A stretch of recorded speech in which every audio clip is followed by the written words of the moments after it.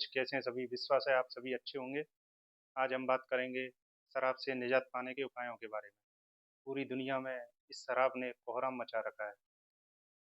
भारत समेत पूरी दुनिया में शराब की वजह से लाखों लोगों की, भारत में ही लाखों लोगों की मौत होती है।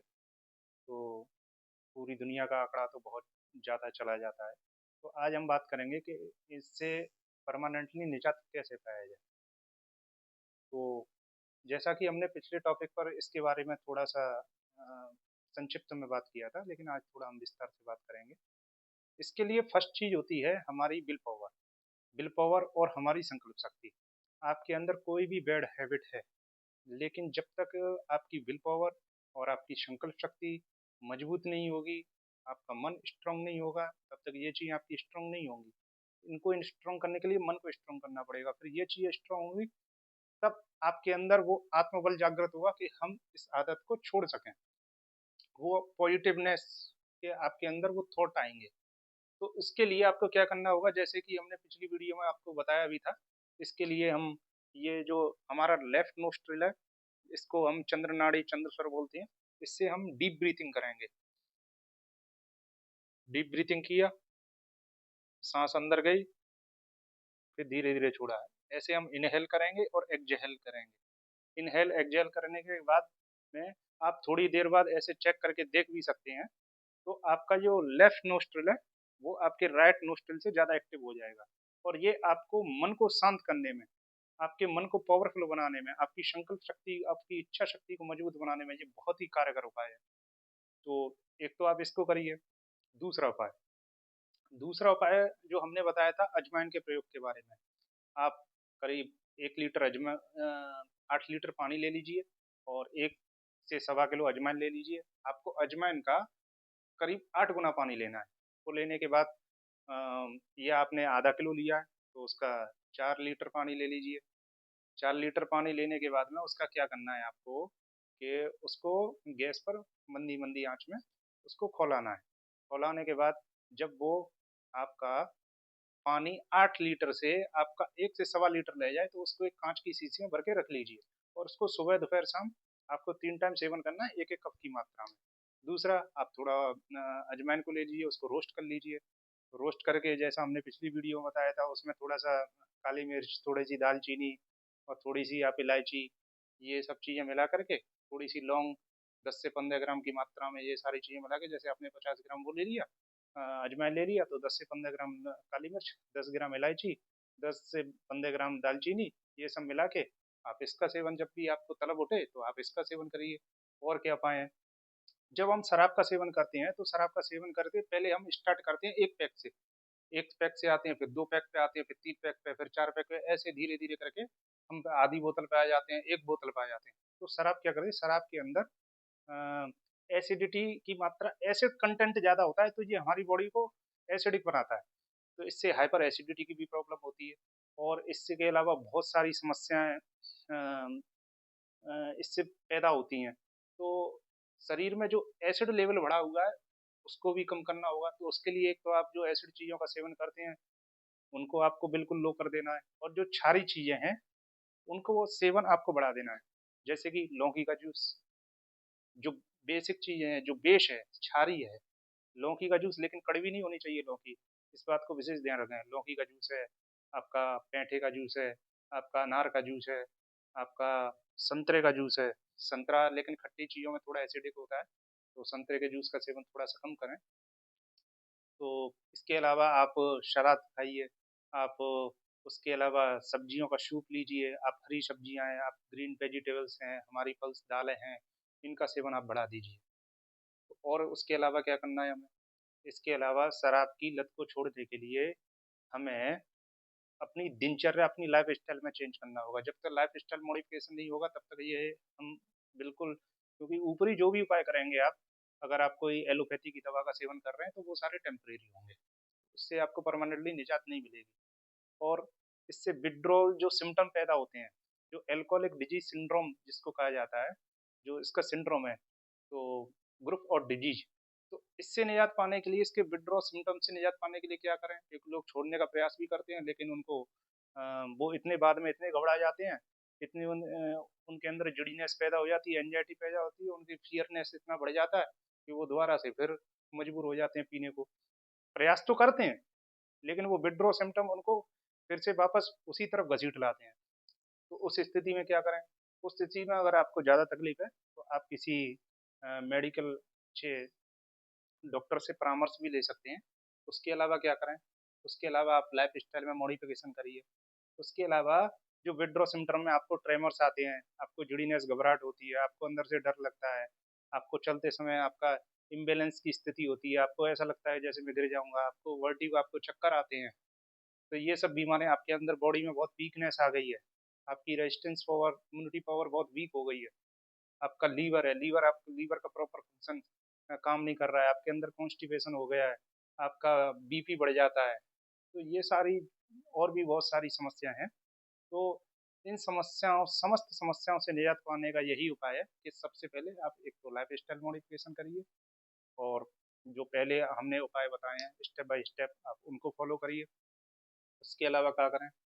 उसके अलावा आप टाइम से सोना शुरू करिए, टाइम से खाना शुरू करिए। आपकी लाइफ स्टाइल जब तक सही नहीं होगी तब तक ये सारे उपाय अपने 100% वर्क नहीं करेंगे, इसलिए लाइफ स्टाइल को सुधारना बहुत अति आवश्यक है। दूसरा, आप क्योंकि कई शराबियों को हमने देखा है वो लोनलीनेस फील करते हैं, अकेलापन फील करते हैं, इसलिए उनके परिवार वालों को ऐसे समय में बहुत ही ज़्यादा इमोशनल और साइकोलॉजिकल सपोर्ट करना चाहिए। उनको अकेला बिल्कुल भी नहीं छोड़ना चाहिए। बहुत से परिवार वाले अकेला छोड़ते हैं तो उनकी लत और ज़्यादा बढ़ जाती है। दूसरा क्या करना चाहिए? हमने सोसाइटी में देखा है कि लोगों की मंडलियां बन जाती हैं आजकल पीने वालों की। वो क्या करता है कि अपनी मंडली में, जैसे कि अ, खुद ने पीना शुरू किया, इधर उधर से पैसे लाएगा, सही तरीके से पैसे नहीं आएंगे तो उसकी वजह से क्राइम भी बढ़ता है। गलत तरीके से फिर गलत रास्ते ढूंढेगा पैसे के, और फिर उससे, लेकिन वो उसकी तलब है, उसको क्रेविंग है, उससे थोड़ी एक टेम्परेरी हैप्पीनेस मिलती है, क्योंकि डोपामिन रिलीज होता है। डोपामिन रिलीज होता है, वो टेम्परेरी हैप्पीनेस देता है। उस हैप्पीनेस को पाने के लिए वो बार बार बार बार बार बार उसी चीज में पड़ा रहता है।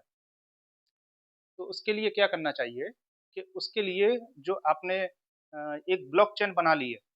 ब्लॉकचेन जैसे कि हमारे मित्र बंधु हैं, हमने मैं तो पी रहा हूँ, चलो अब मेरा खर्चा कैसे निकलेगा, घर वाले भी परेशान है, और भी आस पड़ोस वाले, सोसाइटी वाले भी परेशान है, रिश्तेदार भी परेशान है, तो वो अपना खर्चा निकालने के लिए अपने दोस्त यारों से कांटेक्ट करता है, भाई बंधुओं से, आसपास के लोगों से कांटेक्ट करता है।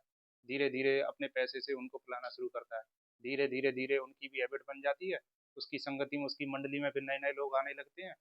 वो भी उसकी डिजायर है, उनकी भी उनकी तरफ बहुत डिजायर बढ़ने लगती है, वो भी पीने लगते हैं।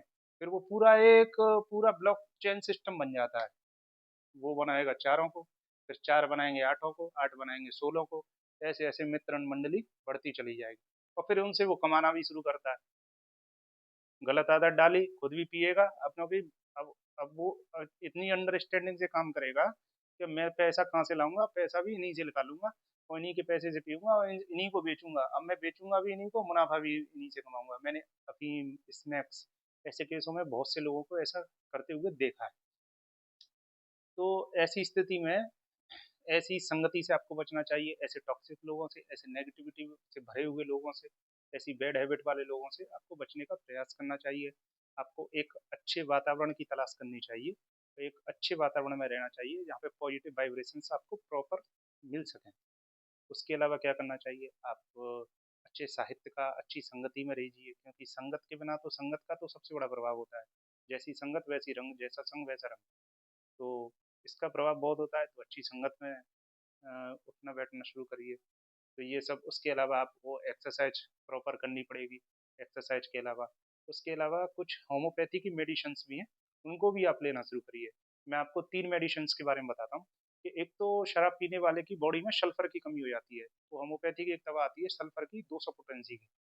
उसके अलावा एक दवा आती है नक्स वोमिका के नाम से, 10 एम की पावर में आती है, एक वो।